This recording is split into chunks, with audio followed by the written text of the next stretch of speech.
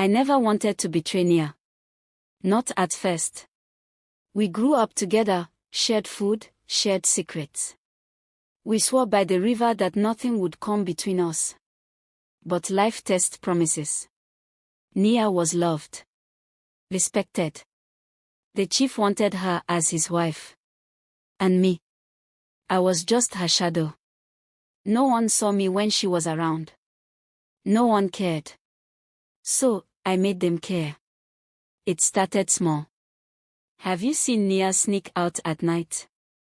I asked the women at the river. Strange, isn't it? A few days later, the chief's golden bracelet went missing. I slipped it into Nia's sleeping mat. Let them find it there. Then, a sick child. The mother wailed, begging the gods. I whispered, maybe Nia touched him last. Fear spreads fast. I watched as their smiles turned to side glances. Their whispers grew sharp. Nia didn't understand. She still called me sister. Still trusted me. Then came the drought. Crops failed. Water dried up. People needed someone to blame. She goes to the forest, I said to the elders. Leaves things at the crossroads.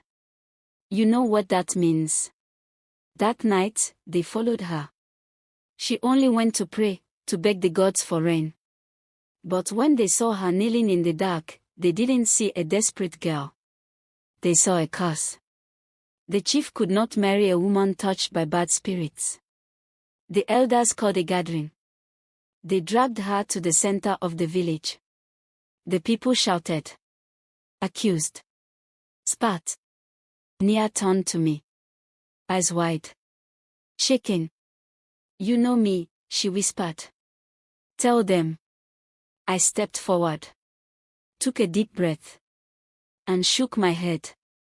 She screamed my name as they pushed her out of the village. Screamed until her voice broke. Until she was nothing but dust on the wind.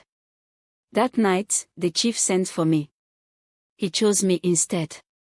I lay in his hut, wrapped in fine cloth, eating sweet fruit. But I could not sleep. The wind outside sounded like my name. Over and over again. The confession. Days passed. The rains returned, but I could not enjoy them. Food lost its taste. My skin burned under the chief's touch.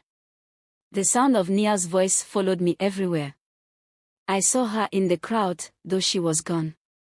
I heard her laughter in the trees, though she had no reason to laugh. Then, one night, I woke up to find her standing at the foot of my bed. Nia. My voice shook. She said nothing. Just stared. Eyes dark. Unblinking. I screamed. The chief woke. The servants rushed in.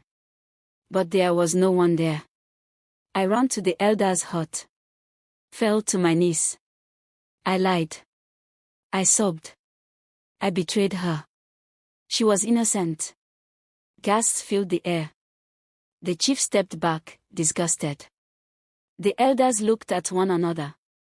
But the worst part. Nia's voice was still there. Soft. Cold. Right behind me. I know.